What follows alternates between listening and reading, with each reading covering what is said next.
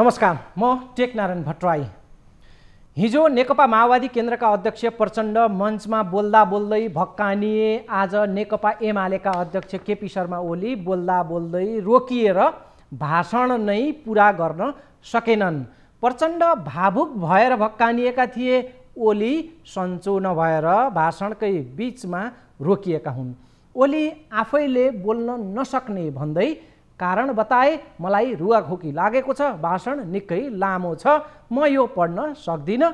शङ्कर पोखरेलले बाँकी प्रतिवेदन पढ्नुहुन्छ। ओली मञ्चबाट बिदा भए, तर यता शङ्कर पोखरेल अलमलाए भाषण अगाडि बढाउन। मामला खासमा के थियो भने लिखित भाषण अगाडिको टेलिप्रम्प्टरमा पढ्ने अभ्यासको कमी थियो शङ्कर पोखरेलमा। ओलीलाई आफू अगाडिको सिसाको पर्दामा कुँदेका डिजिटल अक्षरहरू पढ्ने अभ्यास थियो, तर त्यो अभ्यास शङ्कर पोखरेललाई थिएन। त्यसैले केही अलमल त्यहाँ भयो। ओलीको स्वास्थ्य र टेलिप्रम्प्टरले साथ नदिएको यो खुद्रा प्रसङ्गलाई हामीले पहिले एउटा रिपोर्टमा समेटेर प्रस्तुत गर्दैछौँ। त्यसपछि आजको मोटो मूल विषय प्रसङ्गमा हामी जानेछौँ। पहिले यो रिपोर्ट हेरौँ। मञ्चमा लिखित भाषण पढ्दै गर्दा एमालेका अध्यक्ष केपी शर्मा ओली एकाएक रोकिए। उनले भाषण रोकेर पछाडि फर्केर दायाँ बायाँ हेरिरहे। उनी रोकिएको देखेपछि मञ्चको अर्को छेउबाट नेता प्रदीप गेवालीले के भएछ भनेर ठनास्दै थिए। त्यही बीचमा ओलीको पछाडि बसिरहेका नेता विष्णु रिमाल ओलीको छेउमा पुगे। दुईजना बीच केही बेर खासखुस चल्यो। ओलीले आफूलाई रुगाखोकी लागेको कारण घाँटीमा असहज भएको बताए।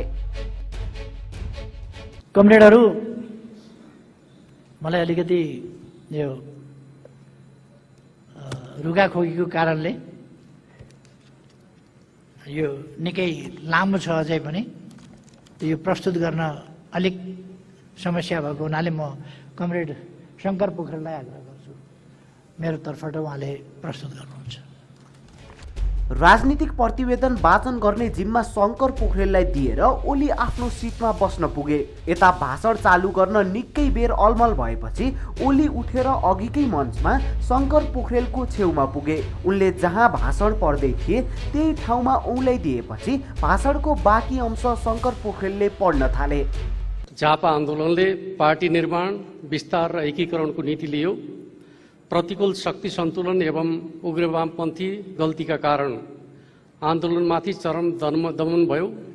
तर धक्कालाई चिर्दै यो धारा 2032 सालमा कोके, 2035 सालमा नेकपा माले र 2047 सालमा नेकपा एमालेको रूपमा विकसित भयो। मञ्चमा उभिएर होस् वा बसेर अगाडिको डिजिटल अक्षर कुद्ने टेलिप्रम्प्टरमा लिखित भाषण पढ्ने अभ्यास ओलीलाई छ, तर उनको जस्तो अभ्यास नेता शङ्कर पोखरेलको थिएन।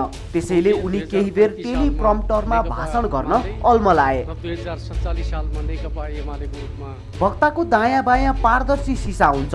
त्यो सिसामा वक्ताले मात्रै देख्ने गरी पढ्ने सामग्री छापिएको हुन्छ। त्यही पारदर्शी सिसाका अक्षरहरू हेरेर वक्ताले भाषण गर्छन्। वक्ताले पढ्दै गरेको लय र गति हेरेर प्राविधिकले हरफ र प्याराग्राफहरू फेरिदिन्छन्। केही वर्ष यता नेपालमा पनि टेलिप्रम्प्टर हेरेर भाषण गर्ने अभ्यास ओलीले गर्दै आएका छन्। उनी प्रधानमन्त्री हुँदा यसको निकै प्रयोग गर्थे। गत साता प्रधानमन्त्री शेरबहादुर देउवाले पनि टेलिप्रम्प्टरका अक्षरहरू हेरेर एउटा रेकर्डेड भिडियो सन्देश जारी गरेका थिए। देउवाको खासै अभ्यास नभएका कारण ओलीको जस्तो सहज र सलल बगेको मन्तव्य देउवाको देखिएन। शुभचिन्तक सबैमा म जय नेपालको न्यानो अभिवादन व्यक्त गर्दछु। टेलिप्रम्प्टर हेरेर भाषण गर्ने अभ्यास र कलाका हिसाबले अमेरिकी पूर्व राष्ट्रपति बाराक ओबामा र भारतीय प्रधानमन्त्री नरेन्द्र मोदी अगाडि छन्। नेपालका नेताहरूमा ओली यो अभ्यासमा अरूभन्दा पारङ्गत देखिन्छन्।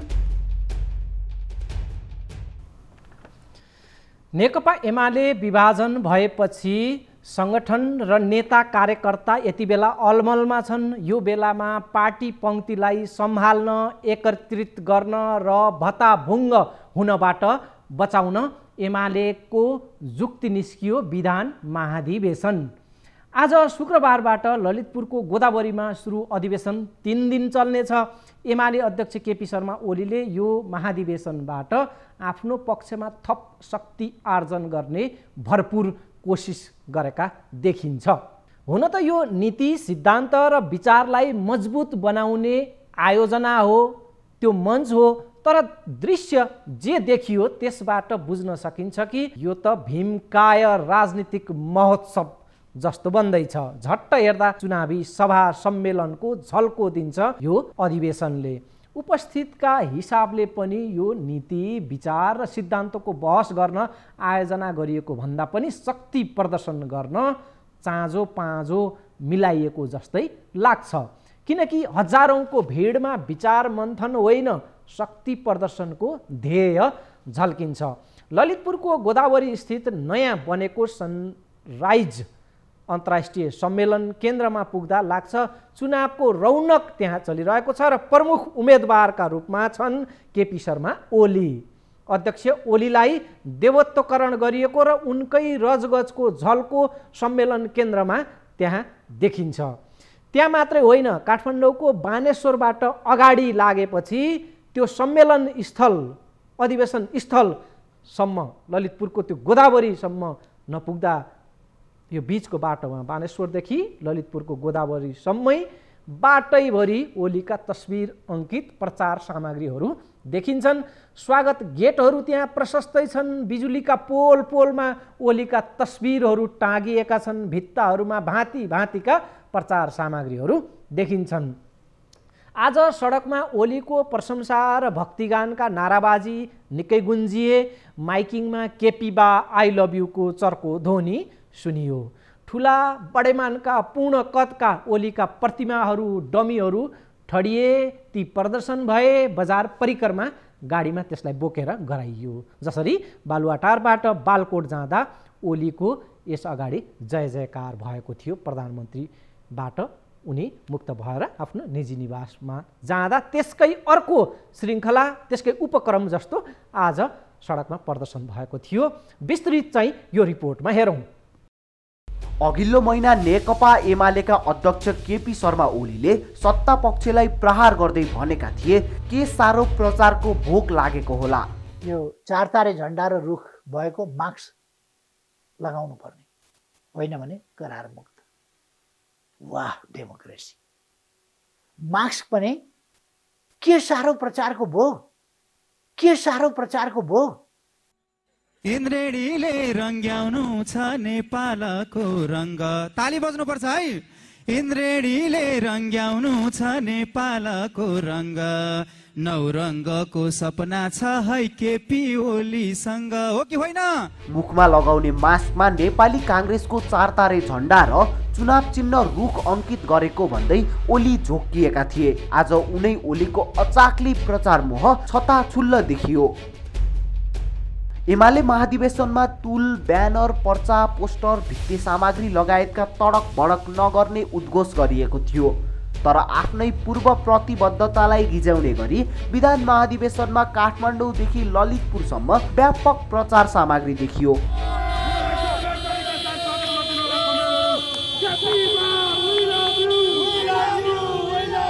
बानेश्वरदेखि गोदावरीसम्म सडक किनारा, बिजुलीका पोल, सार्वजनिक भित्ताहरू ओलीका तस्बिर सहितका विज्ञापनले ढकमक्क पारियो।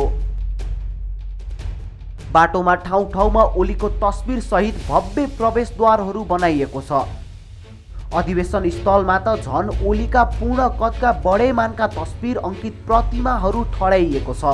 ओलीका ती ठुल्ठुला स्ट्याचु अर्थात् मूर्तिलाई छेउ पारेर तस्बिर र सेल्फी खिच्नेको होड देखिन्थ्यो।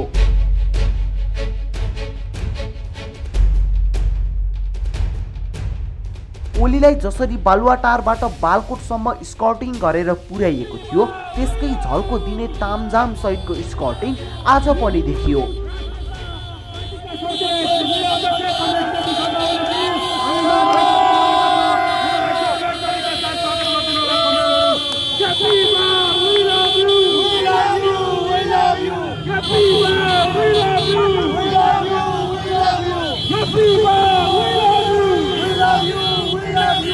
राष्ट्रिय युवा संघ जिन्दाबाद।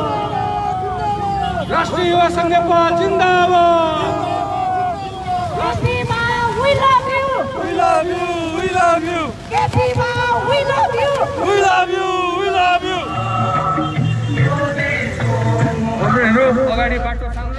मोटरसाइकल र गाडीहरूको ताती लगाएर माइकिङ र नाराबाजी गर्दै ओलीको स्कर्टिङ गरिएको थियो।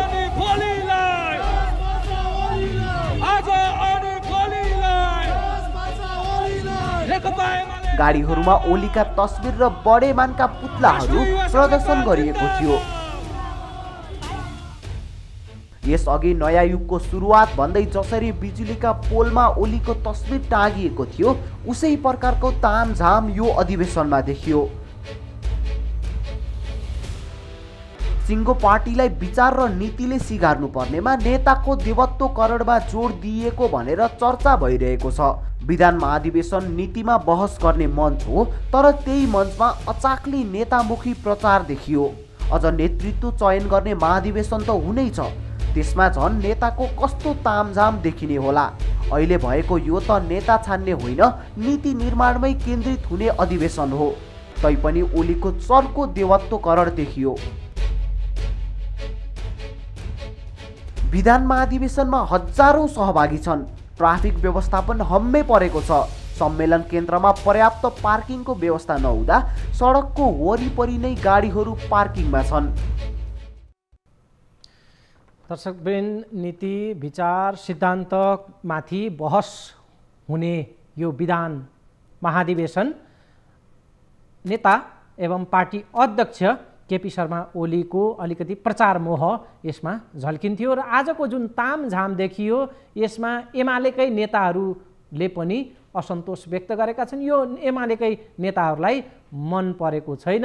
नेता घनश्याम भुसालले त मिडियालाई प्रतिक्रिया नै दिएर यसका उपरमा आफ्नो विमति असन्तोष व्यक्त गरेका छन्। त्यो प्रसङ्गसहितका अन्य प्रसङ्गहरू रिपोर्टहरू हामीसँग बाँकी नै छ र आज हामी मुख्यतः प्रमुख प्रतिपक्षी दल नेकपा एमाले विभाजनपछि आफ्ना कार्यकर्ता नेता सङ्गठनलाई कसरी अड्याइराख्ने र कसरी सशक्त बनाउने त्यसको ध्येयमा छ र अहिलेको महाधिवेशन त्यसका लागि एउटा औजारको रूपमा प्रयोग भएको छ, टुल्सको रूपमा यसलाई प्रयोग गर्न केपी शर्मा ओली अध्यक्ष प्रयत्नरत छन्। भरपूर उनले प्रयास गरेका छन्। बाँकी प्रसङ्गभन्दा पहिले अब यहाँ रोकियौँ एउटा विश्राममा।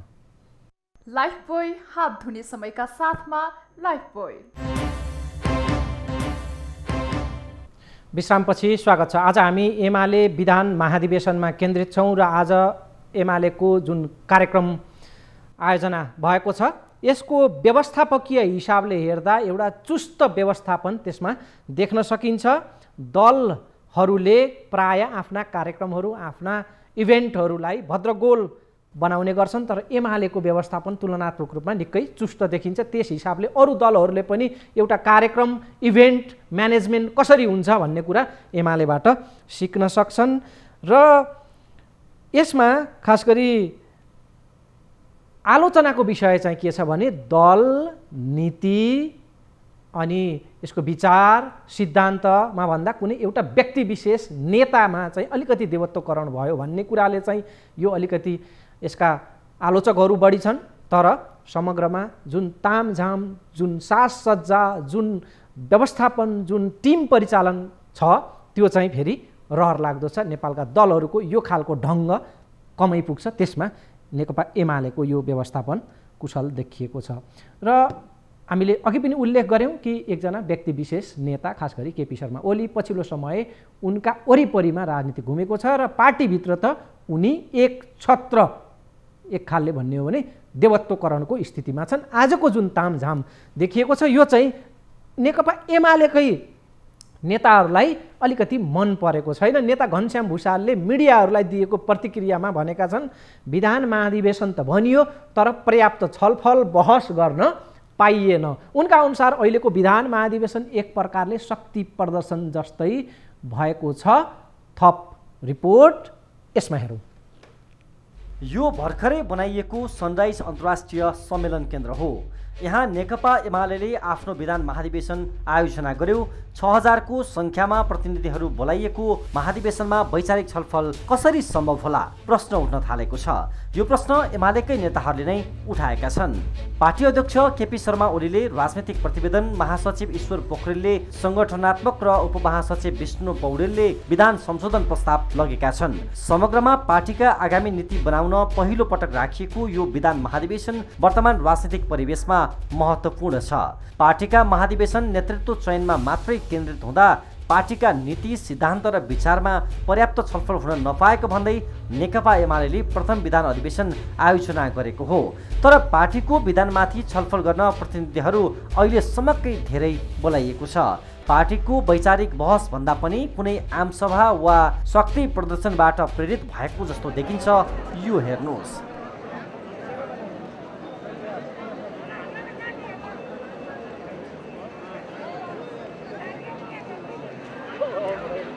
पार्टी विभाजनपछि एमालेको सांगठनिक संरचना भत्किएको छ। विधान महाधिवेशन मार्फत आफ्नो पक्षमा थप शक्ति सञ्चय गर्ने कोसिसमा एमाले अध्यक्ष ओली उभिएका छन्। सरकार सञ्चालनकै क्रममा आफू निकटबाट देवत्वकरण भएका ओलीलाई यो महाधिवेशनले थप देवत्वकरण गर्न खोजेको छ। फरक मतहरूलाई स्थान दिनुको सट्टा शक्ति प्रदर्शन देखाएर पार्टीभित्रै असहमति राख्नेहरूलाई पहिलो प्रहार गर्ने मनस्थितिमा उनी देखिएका छन्। काठमाडौँका पोल पोलमा ओलीको फोटो अनि ब्यानरहरूमा ओलीको प्रशंसा यसैका उदाहरण हुन्। विधान महाधिवेशन भनेर महत्त्व दिएर आयोजना गरे पनि त्यसबारे पर्याप्त छलफल गर्न नपाएको एमालेमा ओलीसँग फरक मत राख्ने नेताहरूको गुनासो छ। एमाले विधानमा पर्याप्त छलफल गर्नै सकेन। मुलुकको नयाँ परिस्थितिमा नयाँ राजनीतिक कार्यदिशा बनाउनु पर्ने अवस्थामा पर्याप्त छलफल नहुँदा विधान महाधिवेशन नाम मात्रको हुने चिन्ता पनि सुरु भएको छ। विधान महाधिवेशनबाट विधानलाई टुङ्गोमा पुर्याउने विषयमा नेताहरू आफै विश्वस्त छैनन्। 3 दिने विधान महाधिवेशनमा केन्द्रीय कमिटीका पदाधिकारी सहित सदस्य, केन्द्रीय विभागबाट चुनिएका प्रतिनिधि, प्रदेश कमिटीका सबै सदस्य, जिल्ला कमिटीका प्रतिनिधि, सङ्घ र प्रदेशका सांसद, पार्टीका तर्फबाट निर्वाचित जिल्ला समन्वय समितिका प्रमुख र उपप्रमुख, पार्टी सदस्य रहेका स्थानीय पालिकाका प्रमुख र उपप्रमुख, जनसङ्गठन र पेसागत सङ्गठनहरूबाट चुनिएका प्रतिनिधि, भारत लगायत प्रवासका सङ्घ सङ्गठनहरूबाट चुनिएका प्रतिनिधि, पार्टी केन्द्रबाट विधान बमोजिम मनोनित सदस्यहरू सहभागी छन्।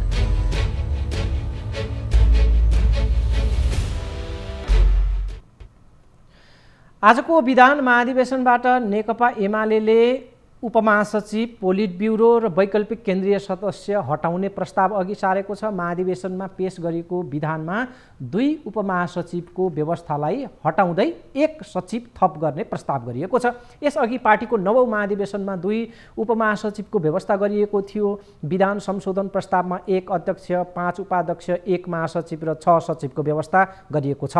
यसअघि केन्द्रीय कमिटी बैठकमा 3 वा 7 उपाध्यक्ष हुने बारेमा छलफल भएको थियो, तर उपाध्यक्ष भने पहिल्यै 5 जना राख्ने व्यवस्था गरिएको छ।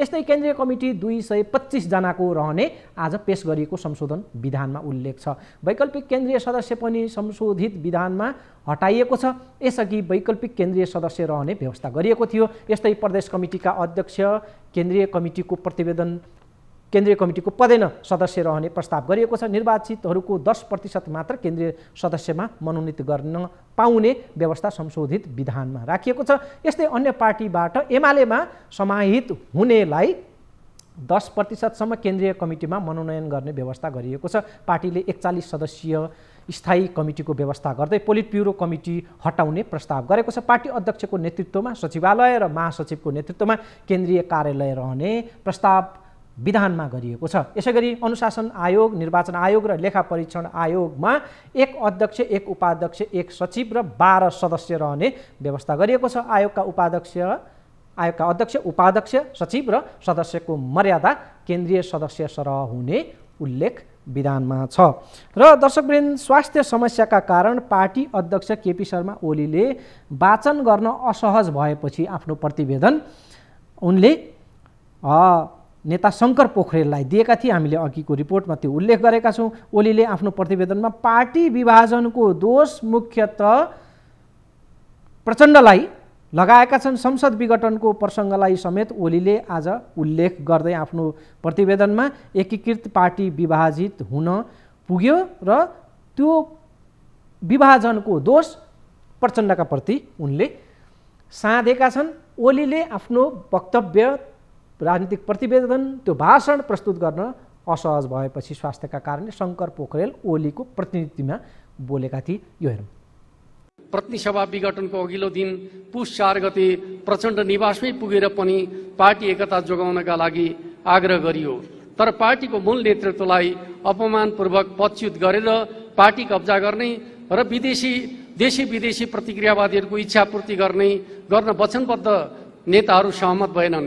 यस्ता गतिविधिका कारण संसद अस्थिरताको थलो बन्ने, नीति गठबन्धन बन्ने, सरकार बनाउने र विघटनको केन्द्र मात्रै बन्ने स्थिति उत्पन्न भयो। यस बाध्यात्मक परिस्थितिका बीच 2077 साल पुष 5 गते प्रतिनिधि सभा विघटन गरियो। त्यसपछि अराजकता उत्कर्षमा पुग्यो। महाधिवेशनबाट निर्वाचित र पार्टीको प्रथम अध्यक्षलाई सडकबाटै कारबाही गर्ने, संसद दलको नेताबाट हटाउने, पार्टीको साधारण सदस्यबाट निष्कासित गर्ने र प्रधानमन्त्रीबाट हटाउन अविश्वास प्रस्ताव पेश गर्ने काम भयो। अन्तर्विरोध थियो भने पनि केन्द्रमा प्रधानमन्त्रीसँग थियो, तर प्रदेश सरकारलाई समेत अपदस्थ गराउने प्रयास भयो। यसरी वैचारिक र संगठनात्मक दृष्टिले नेकपा विभाजनको डिलमा पुगेको थियो। 2077 साल फाल्गुन 23 गते सर्वोच्च अदालतको फैसलाले एकीकरण प्रक्रियालाई विधिवत रूपमै अन्त्य गर्यो। तर त्यसो त सर्वोच्च अदालतले नेकपाको नाम त्यस अगाडि नै निर्वाचन आयोगमा दर्ता रहेको नेपाल कम्युनिस्ट पार्टीसँग जुझेकोले दर्ता खारिज हुने र नेकपा एमाले र नेकपा माओवादी केन्द्र 2075 साल जेठ 3 पूर्वकै अवस्थामा कायम रहने तथा पुनः एकीकरण गर्ने हो भने प्रचलित कानुन अनुसार प्रक्रिया सुरु गर्न आदेश दिएको थियो। तदनुरूप निर्वाचन आयोगले 15 दिनको समय दिएर पत्राचार पनि गरेको थियो। तर पुष्पकमल दाहाल प्रचण्ड यस विषयमा सामान्य छलफल गर्न समेत अनुत्सुक देखिए। उल्टै सर्वोच्चको फैसलालाई उल्ट्याउने प्रयास भयो। यसरी ठूलो उत्साहका साथ गरिएको पार्टी एकीकरण निष्कर्षमा नपुगी बीचमै अवरुद्ध भयो। ओलीको प्रतिवेदनमा माओवादी अध्यक्ष प्रचण्डले सके एमाले पार्टी कब्जा गर्ने, नसके यो पार्टीलाई विभाजन गर्ने नियत साँधेरै एकीकरणमा सामेल भएको उल्लेख गरेका छन्। त्यो दस्तावेजमा उनको त्यो प्रकारको भाष्य अङ्कित छ। प्रचण्डलाई माधव नेपालले सघाएको पूरक व्याख्या पनि त्यो प्रतिवेदनमा छ। प्रचण्ड र माधवमाथि नै मुख्यतः यो ओलीको प्रतिवेदनमा अलिकति प्रहार केन्द्रित गरेको छ, दोष त्यतापट्टि सोझ्याइएको छ। यो पनि हेरौँ। माओवादी केन्द्रको मूल नेतृत्व वैचारिक विचलन, संगठनात्मक अस्तव्यस्तता, अवसरवाद र अस्थिरताबाट गुज्रिरहेको तथ्य लुकिएको थिएन। तर पार्टी एकीकरणका माध्यमबाट लोकतान्त्रिक रूपान्तरण सम्भव हुन्छ भन्ने अपेक्षाका साथ जोखिम मोलेरै पार्टी एकता गरिएको थियो। तर सके पार्टी कब्जा गर्ने, नसके पार्टी विभाजन गर्ने प्रचण्डको सोच र व्यवहारका कारण एकीकरणको प्रक्रिया निष्कर्षमा नपुगी टुङ्गिएको छ। यसो हुनुमा 9 महाधिवेशनदेखि नै पारित नीति र निर्वाचित नेतृत्वका विरुद्ध अन्तहीन गुटबन्दीमा संलग्न माधव नेपालको कुण्ठा, नीत, स्वार्थ र विभाजनकारी क्रियाकलापको समेत ठूलो भूमिका छ। प्रक्रियागत रूपमा नेकपा एमाले र नेकपा माओवादी केन्द्र बीचको एकीकरण भङ्ग भएको छ। कानुनी रूपमा हामी नेकपा एमालेका रूपमा क्रियाशील छौँ, तर नेकपा एमालेको संगठनात्मक र भावनात्मक एकता यसको सफलताको मुख्य आधार हो। यद्यपि यो पार्टी एकीकरणको निरन्तरता र नेकपाको विरासत बोकेको पार्टी हो। पार्टी एकताका पक्षमा रहनुभएका माओवादी केन्द्रका प्रभावशाली नेताहरू समेत आबद्ध नेकपा एमाले आज नयाँ स्वरूपमा पुनस्थापित हुँदै अगाडि बढेको छ। कम्युनिस्ट आन्दोलनलाई एकताबद्ध बनाउने प्रयास भोलि पनि जारी रहनेछ। विधान महाधिवेशनमा जुन तामझामले ओलीको पिक्चर, त्यहाँका तस्बिरहरू प्रस्तुत गरिएको छ र आजको यो विधान महाधिवेशनका मुख्य नायकका रूपमा रहेका केपी शर्मा ओली स्वास्थ्यका कारण आफै भने प्रतिवेदन प्रस्तुत गर्न सकेनन् र उनलाई स्वास्थ्यले साथ दिएन। तर सुरुमा भने उनी आफै प्रतिवेदन प्रस्तुत गरेका थिए। आजका यो मञ्चका नायक रहेका कारणले ओलीले के भनेका थिए त्यो पनि अलिकति अन्तिममा अब सुनौँ। उनको पनि निशाना प्रचण्डमाथिमै थियो। हेरौँ। पुष्पकमल दाहाल प्रचण्ड लगायत नेताहरूभित्र नीत, अवसरवाद विभाजन र बाह्य शक्तिको सेवा गर्ने चरित्रको भद्दा दृश्य थियो। जनताको व्यापक समर्थन रहँदा रहँदै पनि संसदभित्रको प्रतिकूल अङ्कगणितका कारण 73 साल 9 गते मेरो राजीनामासँगै उक्त सरकार बहिर्गमित भयो। पुष्पकमल दाहाल प्रचण्डको नेतृत्वमा काङ्ग्रेसको निर्णायक भूमिका रहेको सरकार बन्यो। संविधानमा अनेकौं हानिकारक प्रस्तावसहित संशोधनको दुष्प्रयास गरियो। एमाले नेतृत्वको सरकारले सुरु गरेका दूरगामी महत्त्वका कामलाई उल्टाउने दृष्टता गरियो। ओलीले यसअगाडि आफ्नो सरकारलाई कसरी असफल पारियो र फेरि त्यही